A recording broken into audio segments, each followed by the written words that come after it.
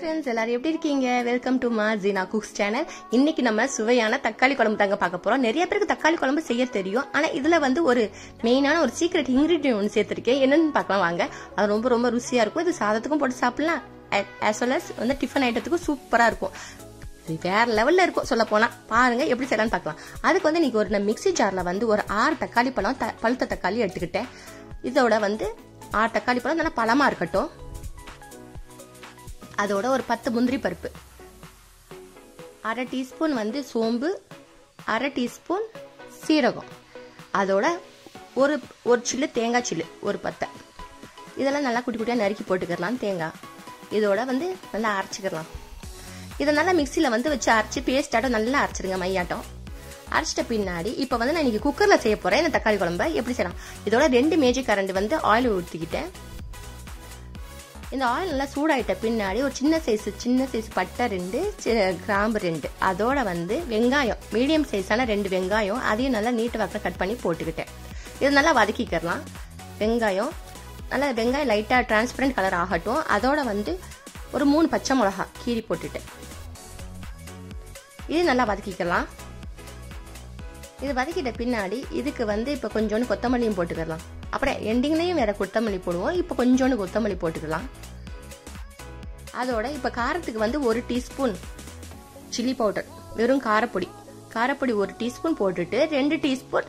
மல்லிப்பொடி குழம்புக்கு இந்த மல்லிப்பொடி 2 டீஸ்பூன் போட்டுக்கலாம் இதையும் போட்டுட்டு நல்லா வந்து லோ ஃப்ளேம்லேயே வச்சு நல்லா வதக்கி விட்டுக்கோங்க இல்லைன்னா மசாலா வந்து தீஞ்சு போயிடும் இது நல்லா லோ ஃப்ளேம்லேயே நல்லா வதக்கிட்ட பின்னாடி இப்போ இதுக்கு 1/4 டீஸ்பூன் வந்து மஞ்சப்பொடி இந்த குழம்புக்கு இதையும் நல்லா வதக்கி விட்டுக்கலாம் இதோட வந்து இப்போ வந்து நல்லா வதக்கிட்ட பின்னாடி இப்போ நம்ம அரைச்சோம் இல்லையா அந்த தக்காளி பேஸ்ட் அதை இதெல்லாம் சேர்த்துக்கலாம்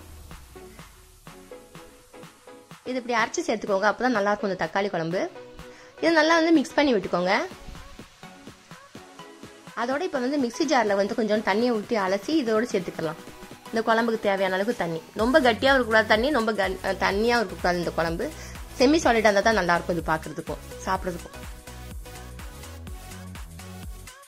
எவ்வளோ தேவையோ தண்ணி ஊற்றிக்கலாம் இந்த குழம்புக்கு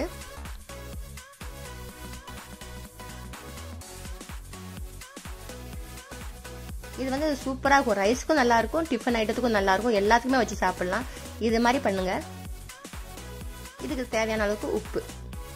ஒரு 1/2 டீஸ்பூன் உப்பு போட்டுக்கிட்டேன் அப்புறம் வேணா கூட எண்டில் வந்து போட்டுக்கலாம் இதோட டேஸ்ட் பண்ணி பார்த்துட்டு உப்பு எல்லாம் கொஞ்சம் கரெக்டாக இருக்கான்னு பார்த்துட்டு இதை வந்து இப்போ வந்து லிட்டு போட்டு மூடி வச்சிடலாம் ஒரு 2 விசில் மட்டும் வச்சிடுங்க 2 விசில் வச்சு எடுத்த உடனே பார்த்தாவே தெரிஞ்சிடும் எப்படி தக்காளி குழம்பு இருக்குன்னு பாருங்களேன் அந்த எண்ணெய்லாம் பிரிஞ்சு சூப்பராக வந்திருக்கு பாருங்க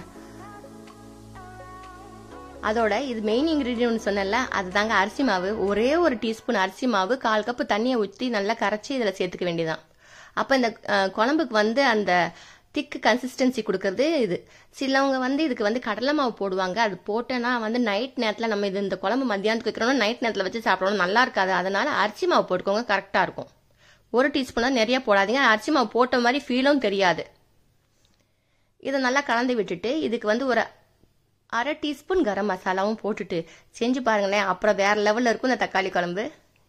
இதே மாதிரி நீங்களும் ட்ரை பண்ணுங்க கொத்தமல்லி போட்டு இறக்கிற வேண்டியதாங்க இந்த வீடியோ பிடிச்சிருந்துச்சுன்னா சப்ஸ்கிரைப் பண்ணாத ஃப்ரெண்ட்ஸ் சப்ஸ்கிரைப் பண்ணி வச்சு